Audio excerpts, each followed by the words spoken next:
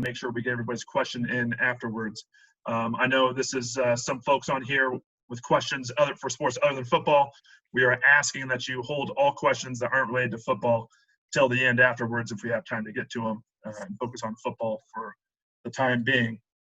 Right now, Mike Lowry is enabling recording responsibilities for everybody, and as soon as he gives the go-ahead that we are good with that, we'll kick it off with a quick statement from Dave before getting into questions. Lowry, where are we at with recording privileges?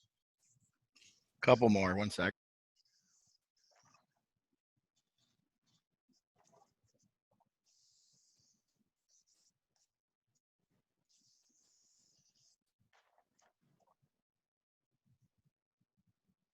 Okay, everybody should have it, but I'll go through the list one more to make sure. Okay, we'll get started then while Mike's doing that. We'll start with just a quick statement from Dave Heeke. Thanks, Matt. Everybody hear me okay? We good? All right, great. Hey, thanks for being here today. Obviously, we're very pleased with the decision of yesterday to move forward with a number of our sports, and including football in the near future.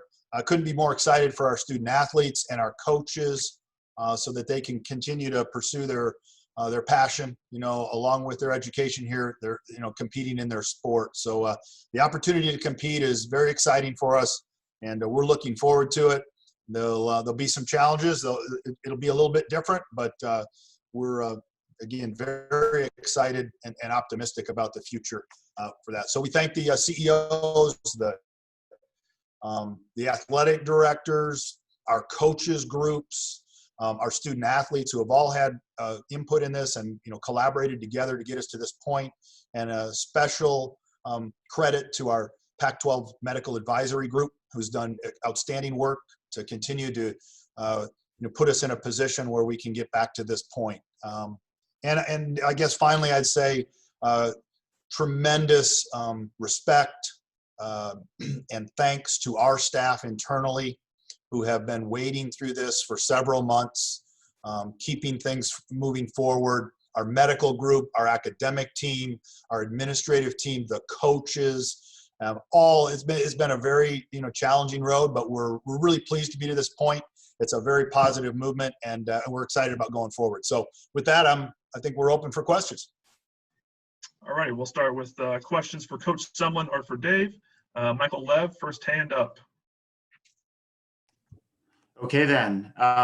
Let's start with Coach Sumlin. How and when was the news delivered to the team, and how would you describe the reaction of the players? Well, it was delivered at the same time that everybody was looking at Twitter, right? Social media. For us to wade through all the information without just going off and just saying, hey, we're doing this. We have a team meeting Sunday to talk about what the plan is going forward for practice, what that looks like. We have a parents meeting Sunday afternoon as well. So I felt like that would give us time to gather the information that we needed, because there were still some questions even this morning about the next couple weeks of ramp up. Is that 20 hours? Is it 12 hours? What is that? So there were still some things that had to be hashed out from a logistics standpoint. So we're still working through that with what that looks like, and then what our preseason. Well, it's not camp because we're in school, but we've already worked on a 6-week model. We had done that, and so a lot of this information, a lot of the questions that parents and players had, we're still gathering that information, Mike. Does that make sense? Because there's some moving parts that are going on today. And then as we have continued to develop our schedule for the next 6 weeks of what practice looks like and what our weeks look like, I felt like on Sunday, we'd be able to answer those questions in detail a little bit more for parents and players. A quick follow-up, if I may. Besides the obvious of having 8 more hours available to you in a given week, what are some of the things you can do with the 20-hour week that you haven't been able to do with the 12-hour week? Well, it depends on where you are, right? And in your startup, because you keep hearing the term ramp up, right? And with that, depending on your philosophy, we have been on the field for a couple, 3-4 weeks up until last week.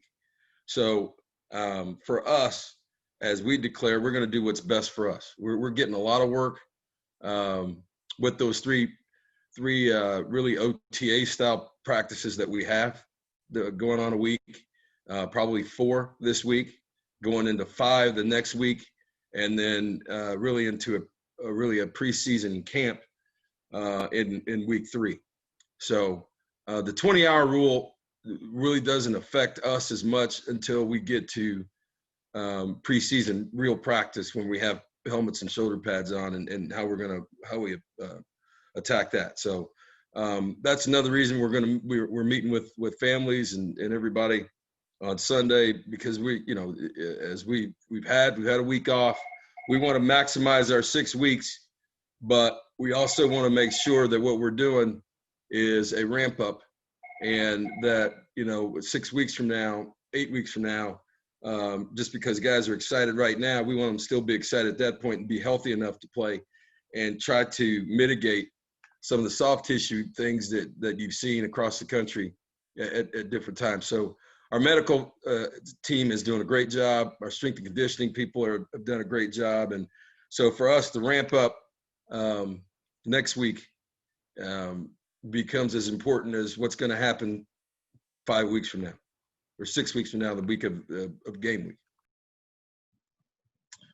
All right, next question will be from Justin Spears. Hi, this question is for Dave. Dave, I'm wondering, the 11 false positive cases from a few weeks ago, was that with the Quidel testing? Good question, Justin. I think I'd have to get you some more information to know exactly what that was. Without Dr. Paul on here to answer that, I'm not in a position to answer that. But do you think maybe over the last few weeks, do you think you've been able to kind of work out some kinks, and maybe it's been a little bit more efficient with testing?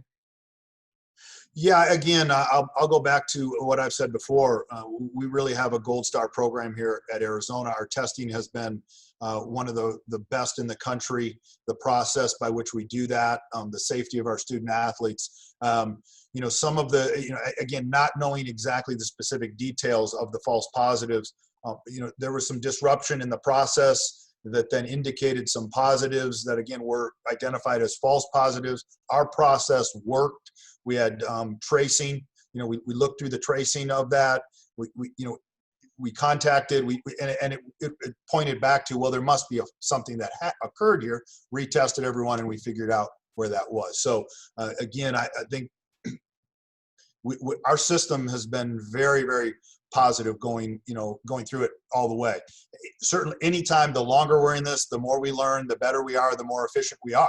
It's kind of why we are here today with the things we learn each day, week, month regarding testing, the availability of more, the more chance to get those tests back to us quicker is all positive. So, thank you.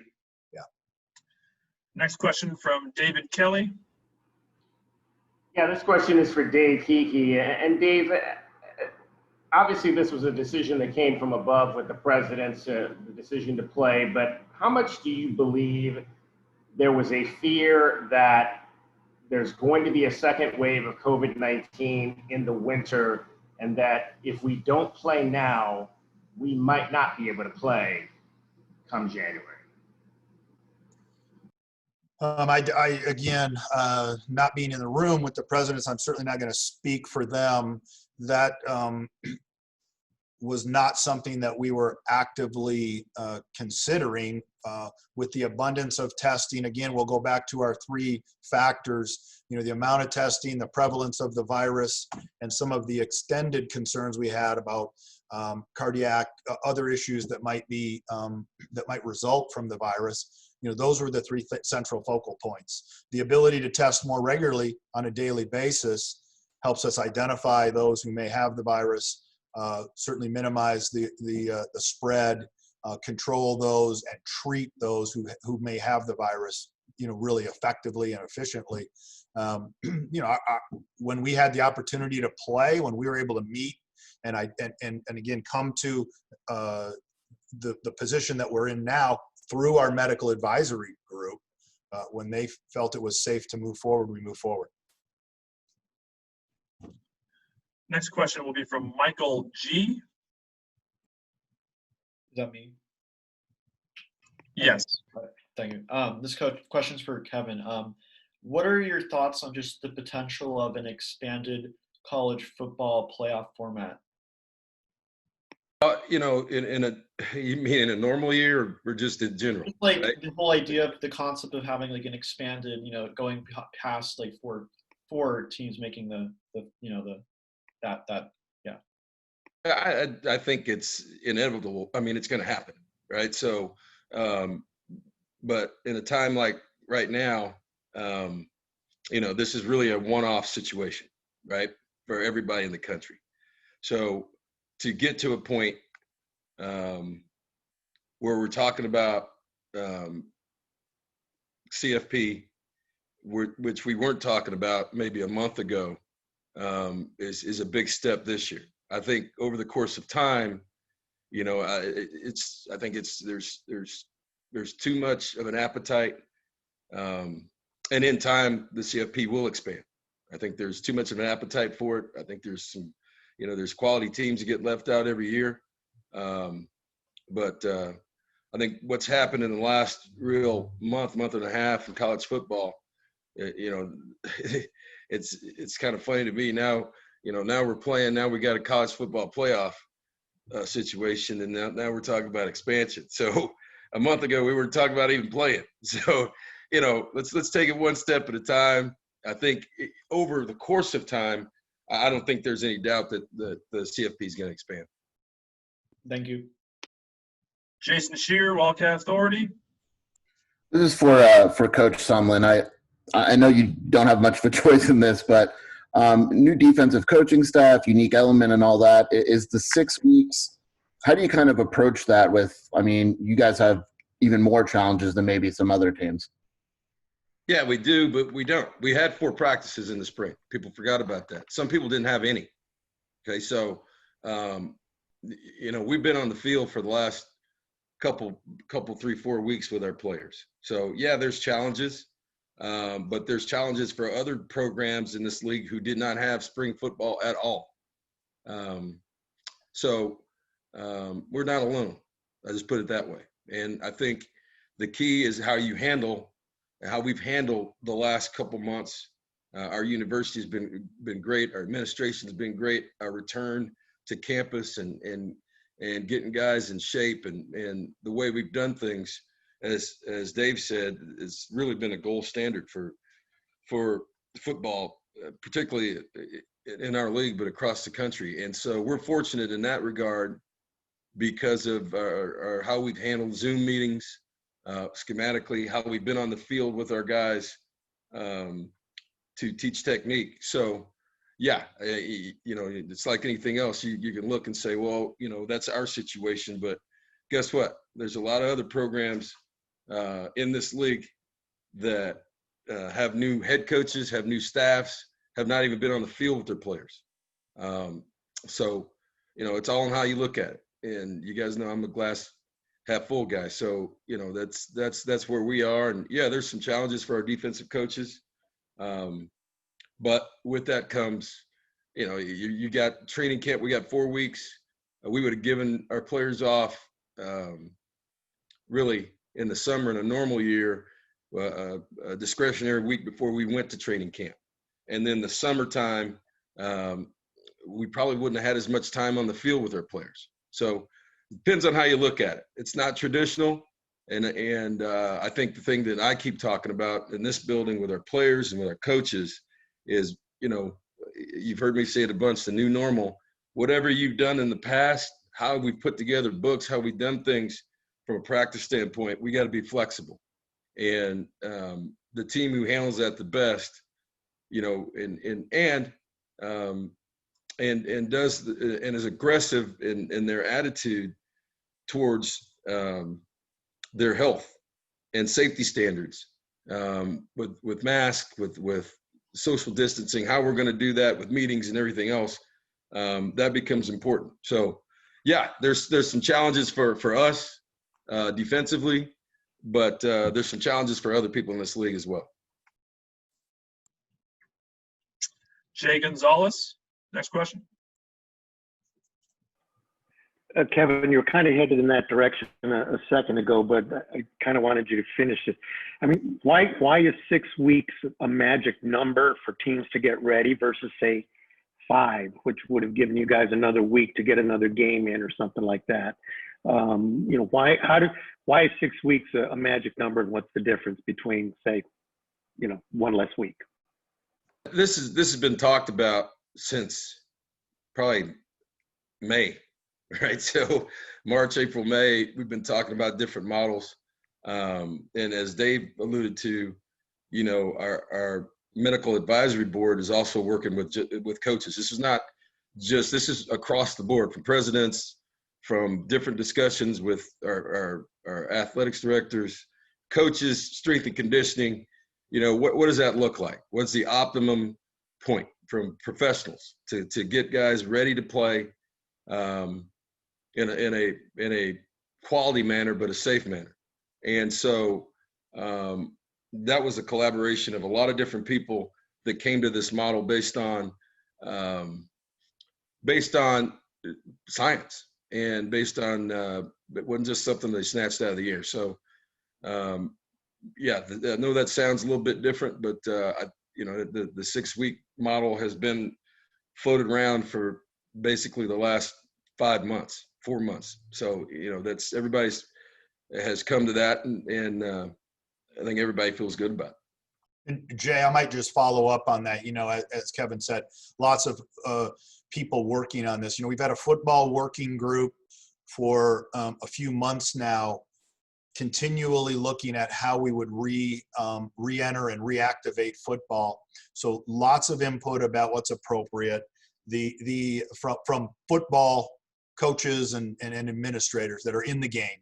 Number 2, our medical advisory committee, what they're recommending from a medical and a science, our strength and conditioning coaches and professionals, what they see, what they feel is appropriate for our student athletes to be, to be ready, to be safe, and to be healthy, to go into, a very physical sport here we're talking about. And then finally, the multiple levels of readiness amongst our league. I think we talked about this almost ad nauseum, but we have so many different levels. Who's, in this community versus, in Tucson versus California versus Colorado versus, the Northwest. Where is everyone? So what is a reasonable time? Some of us have been fortunate to be on the field a little bit longer or had more contact with our student athletes. Some haven't. So we've got to be respectful of those and those young people, those student athletes. Are they ready to go? What is that period of time we think we can make sure we put them in the best position to be safe and to be ready and prepared to go into a very physical game? All right, next up in the queue for questions will be Brian, and then Jason Barr and Michael Lev in that order. So Brian, you're next.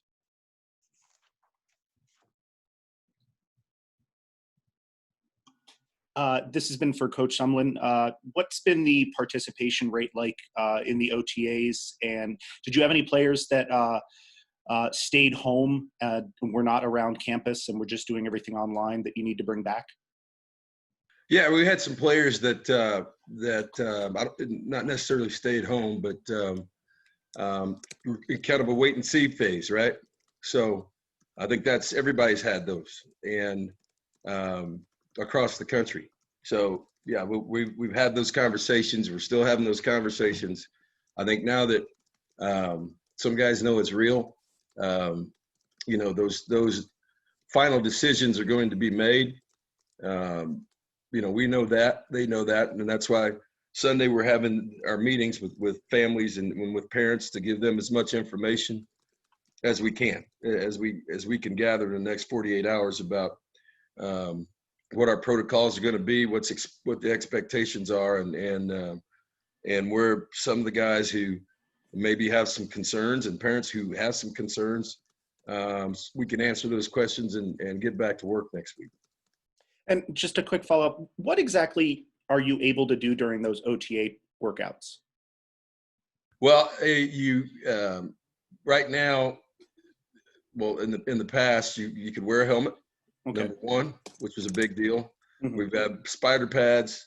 I think the big movement from across the board that really helped were we were able to utilize sleds and dummies, which we were not able to utilize back in the 8-hour period, and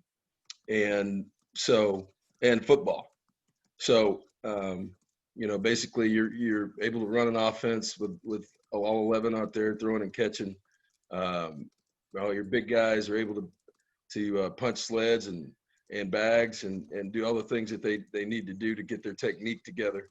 And then we're able to line up and identify formations defensively, motions, things like that.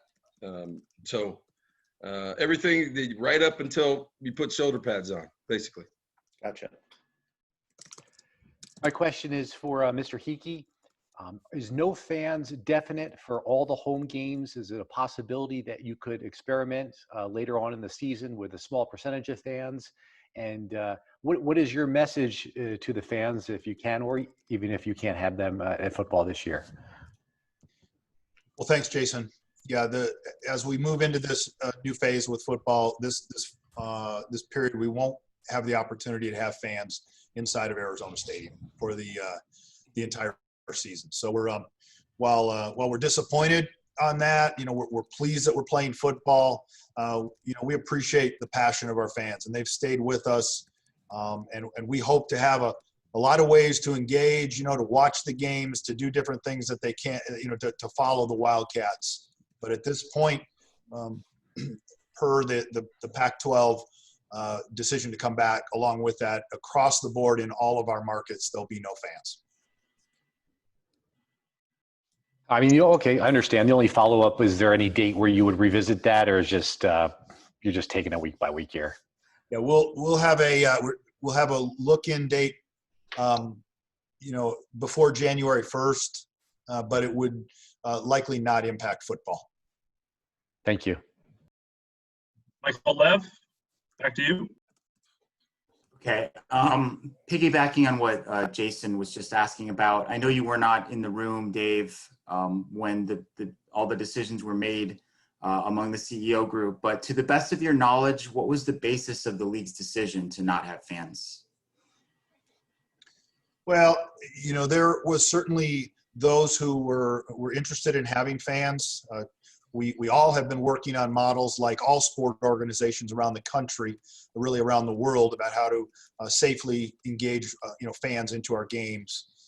So we would, optimally, we would like to do that. We, again, as a conference, got down to a point where we feel that a common approach, unity in the approach, is best at this time. There are uncertainties, and I think back to that overused term, with a real abundance of caution, so that we, again, across our entire footprint of Pac-12 institutions, we felt it was appropriate not to have fans. Again, I would have liked to have fans. I was an advocate for fans, but I certainly respect the decision and understand where we're going. What are the options for season ticket holders now that for a fact that no one will be able to attend games for this 2020 season? Yeah, our communication with our season ticket holders remains the same, that they have the opportunity to, one, donate those tickets and the dollars associated with that to the program, to help the program going forward. Two, to potentially move that forward to be a credit for future ticket purchases. And then ultimately, if they'd like, we would honor a full refund. We've had great support. The majority of our fans have said, we want to stand by the program. We want to help you through this very difficult time. Football is a significant revenue producer for us. And I've been very pleased and very appreciative of what many of our fans have decided to do. And that's to support the overall program by continuing to stay on board donating their funds forward to the overall athletic program. One final one really quick. Will tailgating be allowed on campus, even if fans are not allowed in the stadium? Yeah, we won't have the opportunity for tailgating this year on campus. Thank you. Moving on to the list here, Justin Spears, next question. Coach, this one's for Coach Sumlin. Now that you're preparing for a season, what's your overall assessment of the roster and the guys that you have, and what challenges and what holes do you think there are on the team? I think they're the obvious ones that we talked about last time, right? We've had some transfers, but we got some young guys that have come in here. Obviously, we have a new defensive staff and some guys to work with. So it's brought up before just about, defensively where we're going to be. But we got some good young players who've come in here, some veteran guys that I think have had some, have done some great work. Anthony Pandy's doing a great job, and can move inside or outside. So, we've got to find the depth and the flexibility with maybe some younger players, particularly up front on defense. Some of the issues that we had with our offensive line last year have been solved because they were first-year players, first-year starters. Now they've got some depth. So, that's where we're going to be. We've got to look at where we are defensively up front, get that solidified, what that two deep looks like, and on the perimeter offensively, what our receiving core looks like. Because at running back, we've got a lot of talented guys, and I think our offensive line, although still young, is experienced because of last year. Next, we'll go to Megan McNeil. Thanks. Just two kind of quick questions. What precautions specifically are y'all taking to prevent the spread of COVID within players? And also, are y'all concerned about a potential COVID spread and spike as fans kind of go to bars or, have viewing parties on their own? Are y'all going to encourage any kind of social distancing within fans, or how are you going to kind of handle that? Well, I'll take it off the top, and Coach, if you want to comment, you certainly can. Let's start with the fan side. We certainly want our fans to follow the Wildcats, but we want to do it in a safe way. We want to encourage them to do that in a safe manner, following all of the protocols that have been outlined for us regarding the safe nature of interacting with each other. Wearing a face covering, the proper physical distancing, the ability to keep yourself clean and sanitized, washing your hands, those things. I think we can do that, and we'll encourage that very much for our fans to be safe, but still support the Wildcats. We've had a long-standing, as the first part of the question, a long-standing protocols in place for the safety, the health, and well-being of our student athletes. We have a very clearly outlined system that happens here on campus. Our student athletes, the environment that they come into in our facilities, around our programs, again, while we're following all of those recommendations from our health officials, the CDC, our university, we're testing, on a very high basis, and now it will be even higher. So we will have our student athletes in a very safe environment, and that if they are exposed to the virus, we have the steps in place to quarantine individuals, again, to trace and track what's going on so that we can control and give great care for them. So feel good about that across our entire campus. We've seen no significant spikes within the athletics program with regard to the virus.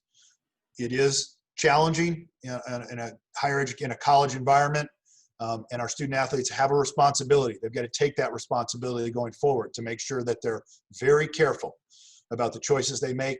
And this generally comes from, the outside and some of the contact that can occur outside of certainly our athletics program. So Coach, you all know you have many rules and protocols yourselves, and how your players will attend to those.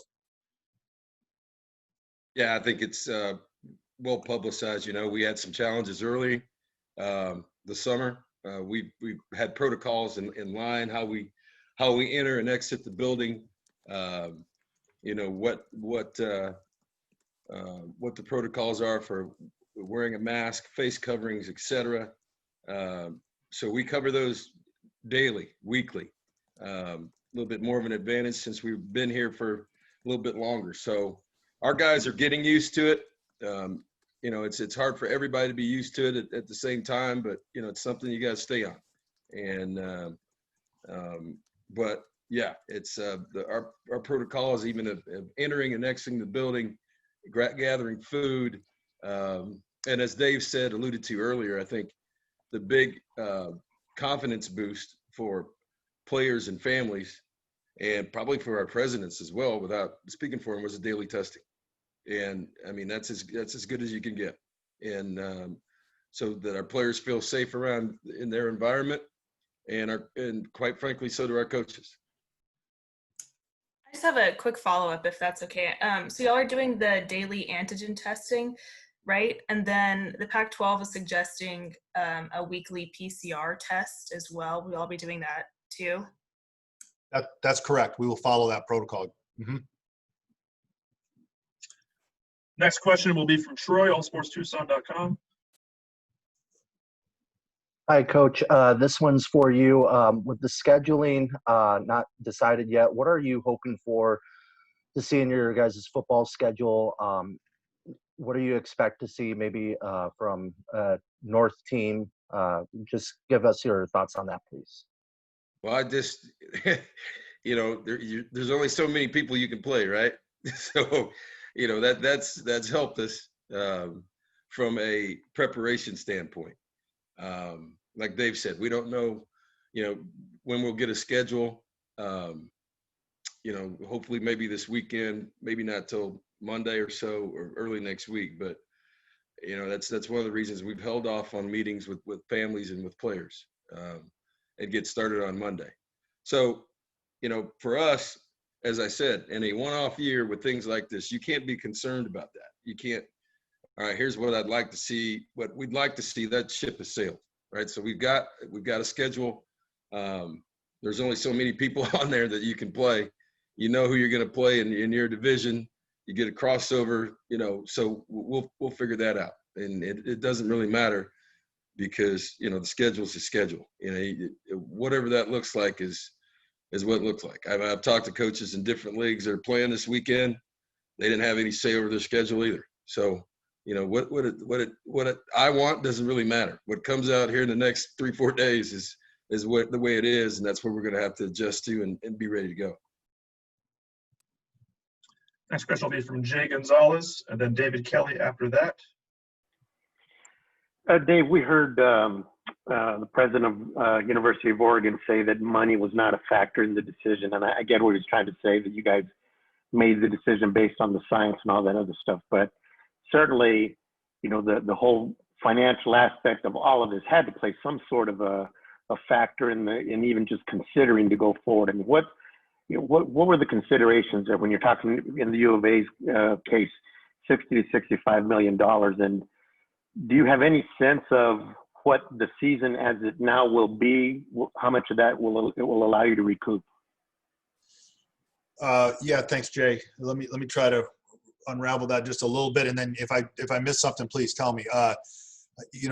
Again, first and foremost, we want an opportunity for our student athletes to play, and we had to clear the hurdle of their health and safety and their well-being, and that was number one priority. And if we could get to that, terrific. We can activate competitive seasons. Obviously, a byproduct of doing that and playing is the opportunity to generate some level of revenue. Those revenues are important to all of our programs, but it was not the number one factor. It really wasn't talked about significantly. it is a byproduct of playing the seasons, the opportunity for our media partners to be engaged, and then thus, the flow of some revenues back to the institutions and certainly back to the conference. So, it is. Without fans, there's a tremendous challenge. We're glad to be playing, glad to have the opportunity, but we are still significantly short on revenues, and that's going to be a challenge for us going forward as an organization on how we manage that significant revenue shortfall during the next year. And this will be a multi-year dilemma for all of our institutions as we roll out of this. But we're pleased that our young people, that's our mission, that's our priority, that they can compete, that they can pursue their education here, and we can do that healthy and safely and in the right manner. And again, as I say, some of the byproducts around that, okay, that's helpful as well, because we reinvest those resources into these young people's experience here on campus. Just a quick follow-up. And when will you have a sense of, how much revenue this is going to mean for you, and how much of a shortfall you're going to have of that $60 to $65 million number that you gave to us previously? Yeah, and as we've understand the outline of going forward now, we're looking at our overall budget and making some decisions on that. So, that's a work in progress right now. I will just say it's still very significant. While the revenues are important, as I said, it's still a very significant shortfall. David Kelly. This question for Coach Sumlin. Coach, just what's the status of Edgar Barola going into this restart? And two, how hard were the conversations with the defensive guys that left, Colin Schooler and Tony Fields? And do you ever get into a situation like that where you try to talk a guy out of leaving and staying, and kind of what are those interactions like? You're on mute, Coach. Firstly, I think Edgar's situation has not changed. So that's an ongoing discussion. With the defensive guys, I think David, every situation is different. Okay, so some guys have made up their mind. I think the Schooler situation was different just because they were brothers, and they were intent on going somewhere to play this fall. They didn't have the information that they have today, which is unfortunate. But they made it clear to me that they wanted to play this fall and then have an opportunity to play at the next level next year. So their decision was based on the fact that the information they had at that time was that opportunity was not going to be available to them here in our league. So as I said, we had a conversation about it. We've had conversations. I had conversations with Tony several times. So yeah, I mean, we've had, there's a lot of work by both sides to split up. So each situation's different, but yeah, those conversations were had. And our final football question will be from Jason Shear. That'll be our final football question. Anybody with questions for Dave, non-football related after Jason's question can stay on. But last football question, Jason Shear. Hey, Dave, the conferences that started earlier have a little more flexibility. There's been some games canceled because of the Pac-12 start. There isn't as much flexibility. I guess, what's the contingency plan for the Pac-12 should the worst case scenario happen? A good question, Jason. We hope there isn't a major disruption. We think with the abundance of testing and the way we've put our testing program together that we can minimize significant disruptions, play the full 7-game season, and be ready to move forward into the postseason. The flex, it's hard to tell, how many games any school is going to play. You've seen the postponements or the cancellations that have occurred, and we'll just do our best to move forward. But I think this abundance of testing will really help us minimize those significant disruptions. It's clear there's not a lot of flexibility, and but with the uniqueness of the Pac-12, the ability to all come together to start on a common date, felt that was the right thing to do, and to move forward. we believe we can get that done, and we're really, again, very hopeful that we'll play the whole 7 games. All right. Thank you very much for that. Thank you, Coach Sumlin, for your time. I'll do it for the football press conference. If anybody would like to ask a couple of follow-up questions to Dave about sports other than football, you're more than welcome to stay on for a couple more minutes. Thanks, guys. Appreciate it. Thanks, Kevin.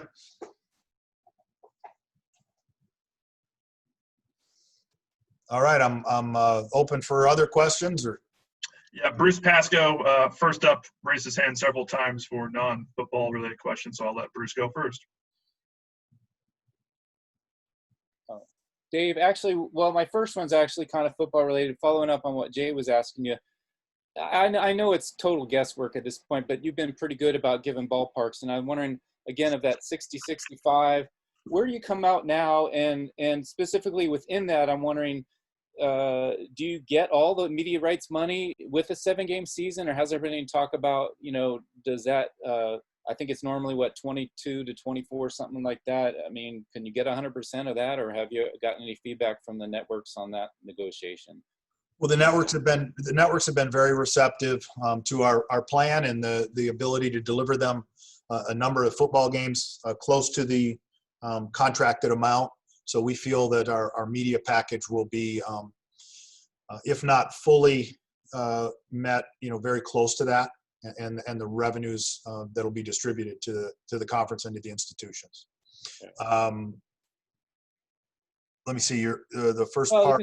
Do you have a ballpark idea just overall? Okay, you were talking about 60-65 without, and I believe you said if we play in the spring, it's going to be probably not offsetting that much. I don't, now that you're going to sort of a late fall deal, how much of it gets offset? I mean, are we looking at 50 million or still losing? Or let me put it this way.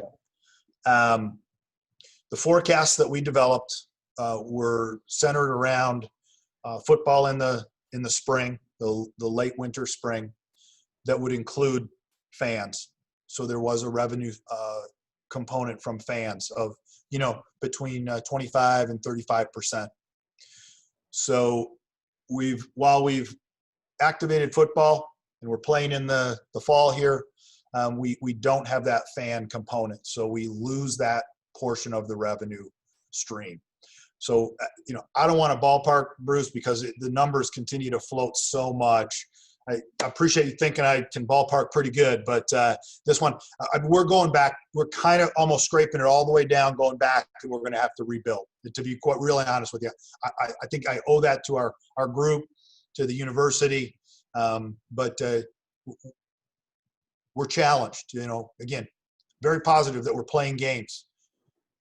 It's tricky without fans. So, right. You did mention though that some of the fans are donating, and these are old figures I have, but for example, you had 7 million booked for ticket revenue, 4 million for sponsorship and royalties. How much of that can you maybe keep in this situation? I mean, of the 7 million for tickets, do you have half? Do you have 3.5 maybe comes back to you, but people are still giving money back, or still letting you keep it? Or yeah, again, I'll be honest. I don't know the exact amount. I'm gonna hesitate to even guess. So I want to give you a better number when I have that, Bruce. We again are evaluating our media, our local sponsorship and marketing rights. How many of those, what the values of those will be with our partners, and those are the things that we've got to go back to now and really rebuild from the beginning about our revenue streams. So again, I'm not trying to dodge it at all, Bruce. I think it's a really important question that I've got to be very specific on before I start throwing out numbers. Well, and if I could ask one more follow-up along those lines, where do you stand as far as how this impacts you? You mentioned a multi-year situation now, as far as either taking out loans or possibly more furloughs or possibly even layoffs, or where does that stand within the department, not university-wide, just how it might affect ICA? Yeah, well, again, as we go back, we're looking at what other mitigation strategies we would have to go forward with, because I believe we will have to do additional reductions inside the athletic operation. We're reliant upon our own revenues, not those that come from the university. So we're operating independently in that way. So we'll have to really look at that, and that's why this is really important exercise now going forward. it's very critical from that. There, and is that loan possibility that program that's still? I mean, you guys going to take that at some form, or do you know where that stands?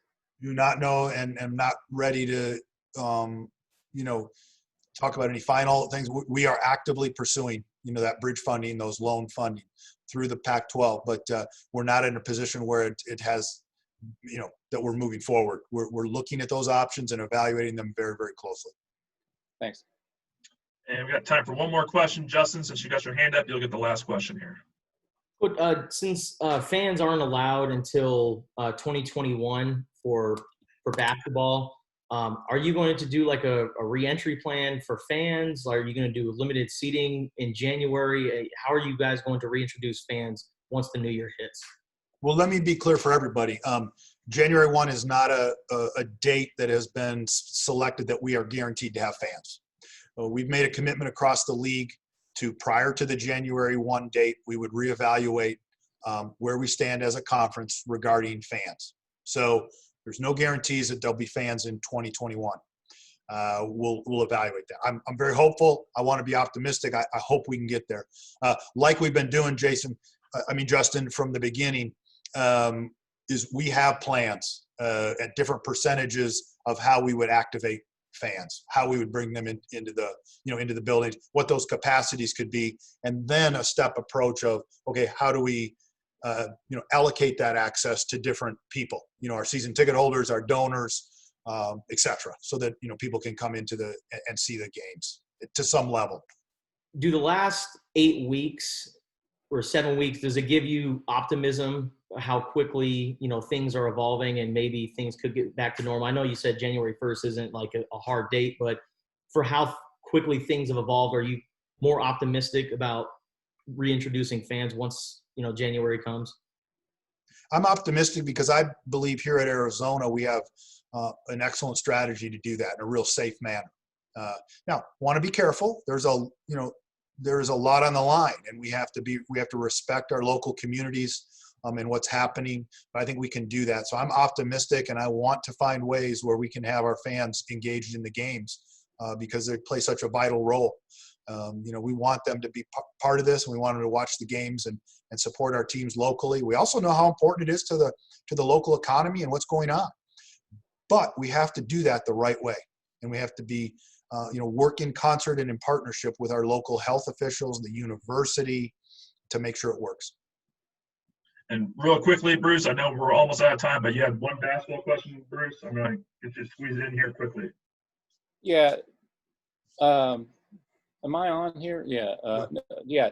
Dave, I'm sorry about this, but I was wondering, and I'm assuming for football, I was curious about the non-conference game contracts for both sports, and I understand with football, those 2 games that you were going to be paying, those leagues aren't playing anyway. So I'm guessing those are maybe not something you have to pay. I was curious about that, but also, and then the basketball contracts, I'm wondering about the ones that were on hand for before November 25th and the ones that are on hand for after. In other words, are the ones before November 25th, are they going to be, thrown out where you don't have to pay that guarantee because the NCAA said no games before November 24th, and the games that are scheduled after in December, et cetera, Montana, whatever, are those games that you're obligated to keep or pay? Well, let me start with this. We've obviously been in contact with all of those opponents, both football and basketballs, our non-conference opponents. Everyone understands the unique circumstances that exist. So we're working and collaborating with those folks. We want to make sure we can somehow play at some point, whether it's this year or in the future. So that goes without saying. We need to first understand and finalize our conference men's and women's basketball scheduling model. And that is very close to being completed. Once we have that, then we'll determine and fully understand what we can do. We also need to understand where the MTEs are and how they fit into the mix here. So with that, but again, we want to play as many of those teams as we can that we have on our schedule in the non-conference, and we're talking to them actively with what that means, if that makes sense, Bruce. Yeah, I was just wondering if you feel like you have to, or if some of them are kind of a hard line. If some of these schools are saying, hey, we need the money, especially, say Montana, for example, they say, hey, we need the 90. Can we still keep this game? or do you have to reschedule it, or do you know, if that doesn't fit in?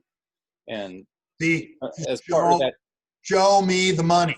Is that what we're well, I mean legally, because I think in those contracts it literally has force majeure, right, where it says act of God, nobody's liable. But this is not an act of God. Like technically, you could still play these games. So that's why I was wondering if it's an obligation as well.